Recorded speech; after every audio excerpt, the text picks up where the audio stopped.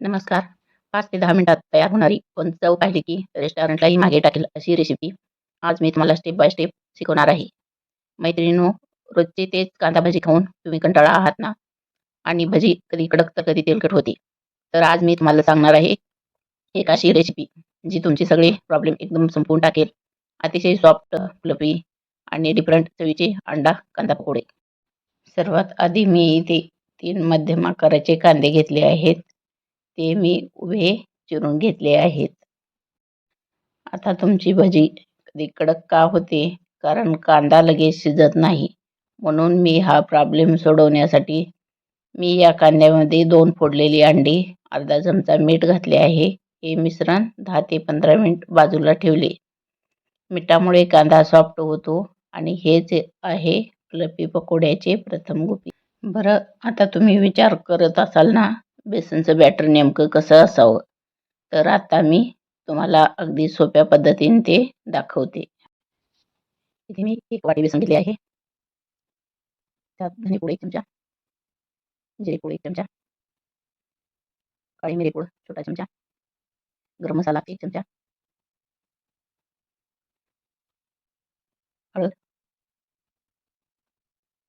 लाल तिखट, मीठ, आलं लसूण आणि हिरव्या मिरचीचा 1 चमचा. आता हे सर्व मिश्रण मिक्स करून घेते. त्यात हे अंडा मिक्स केलेला कांदा घालून घेते. हिरवी मिरची 1 चमचा. आता हे सर्व मिश्रण मिक्स करून घेते. यात थोडं थोडं पाणी घालायचं, एकदम पाणी घालायचं नाही. अंड्यामुळे यातला ओलसरपणा अगोदरच असतो. थोडं पाणी घालून अंड्याचं मिश्रण तयार केले आहे. 1 चमचा. आता ओवा घातला आहे. बेसन आहे म्हटल्यावर ओवा हा घालावाच लागतो. आता आपलं बॅटर रेडी आहे. गॅसवर एक पॅनमध्ये मी 2 मोठे चमचे तेल घेतलं आहे आणि ते मध्यम आचेवर गरम करायला ठेवलं आहे. तेल मिडियम गरम झालं की मग बॅटर 1-1 चमचे सोडत जायचं.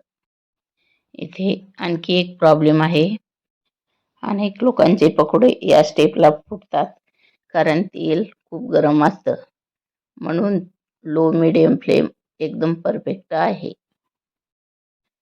पकोडे एका बाजूने हलके सोनेरी झाले की अलगद पलटा. दोन्ही बाजूनी गोल्डन ब्राऊन आणि खुसखुशीत होताच पॅनमधून. माझी ही झटपट पण रेस्टॉरंटला टक्कर देणारी अंडा कांदा पकोडे रेसिपी तुम्हाला कशी वाटली ते कमेंटमध्ये नक्की लिहा. व्हिडिओ आवडला तर लाईक करा. फ्रेंड्स आणि फॅमिलीसोबत शेअर करा. आणि अजून अशा झकास रेसिपी पाहण्यासाठी माझ्या चॅनलला सबस्क्राईब करायला विसरू नका. आता तुम्ही पहिला बॅच काढून घेतलात. इथेच बहुतांश लोक एक छोटी चूक करतात, ज्यामुळे पुढचे पकोडे कधी कडक तर कधी जास्त तळलेले होतात. म्हणूनच पुढे जाण्याआधी मी तुम्हाला एक महत्त्वाची गोष्ट सांगणार आहे. ही टीप तुमच्या 2ऱ्या-3ऱ्या बॅचचे पकोडे तेवढेच परफेक्ट बनवेल. चला टीप जाणून घेऊया. टीप अशी आहे की पहिली बॅच काढल्यानंतर गॅसची आच लगेच थोडी कमी करा आणि तेलाचा 20-25 सेकंद स्थिर होऊ द्या.